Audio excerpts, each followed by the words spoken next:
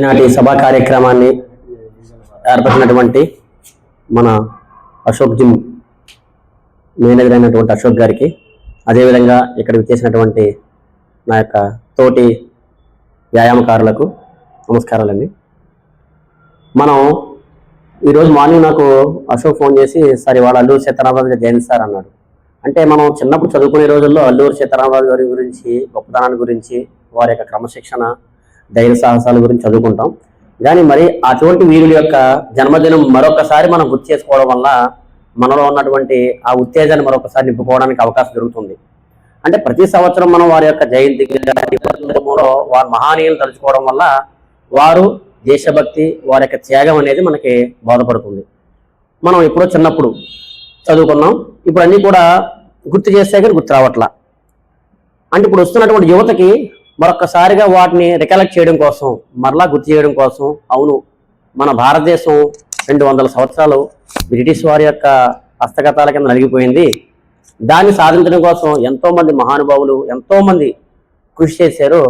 వారి యొక్క త్యాగ ఫలితంగానే మనం యొక్క ఈరోజు భారతదేశానికి స్వతంత్ర ఫలాలు అనుభవిస్తున్నాం అనే యొక్క వారి యొక్క త్యాగాన్ని గుర్తు చేయడం కోసం ఇటువంటి యొక్క రోజులు జరుపుకుంటూ మనం ఉండాలి.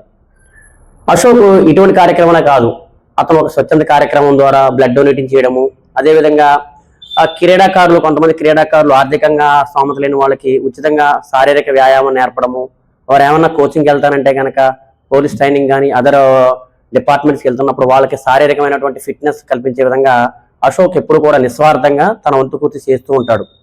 అంటే ఇప్పుడు మనం ఈ యొక్క స్వతంత్ర సమరయోధులు వారి యొక్క త్యాగము, భక్తి గురించి తెలియజేసుకుంటూ మనకి శారీరక దారుఢ్యము ఎంత ఇంపార్టెంటో మనకి దేశభక్తి, అదేవిధంగా ఈ త్యాగాలు అనేవి కూడా అవి కూడా మన యొక్క బ్లడ్లో జీర్ణించిపోతూ ఉండాలి.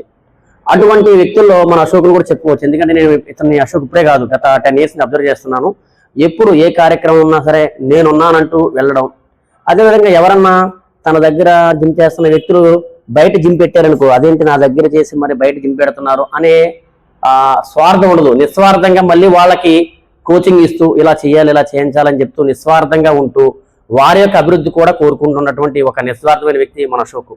అటువంటి అశోక్ మనకి జిమ్ కోచింగ్ దొరకడం నిజంగా మన అదృష్టం. ఇక్కడ చాలా మంది వ్యక్తులు ఉన్నప్పటికీ మనం మాత్రమే కొంచెం జిమ్ అనేది రావాలంటే ఎంతో కొంత శారీరక శ్రమ మనకి ఇది ప్రొద్దుటే లెగడం అనేది చాలా బద్ధకం. మనం అనుకుంటాం ఈ రోజు 5:30 లేసినప్పుడు ఇంకొక అరగంట పడుకుంటే బాగుంటుందని చెప్పేసి చాలా బద్ధకిస్తూ ఉంటాం.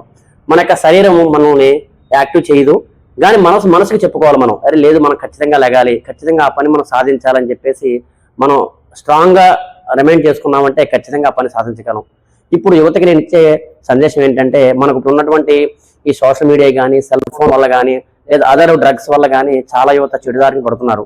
అటువంటి దారిని పట్టకుండా యువత అందరూ కూడా ఆదర్శవంతమైన జీవితం గడించాలని, అదేవిధంగా వారి యొక్క భవిష్యత్తులో మంచి అభివృద్ధి సాధించాలని కోరుకుంటూ నాకు ఈ చక్కటి అవకాశం ఇచ్చినటువంటి మన అశోక్కి మరొకసారి కృతజ్ఞతలు తెలియజేసుకుంటూ ముగిస్తున్నాను.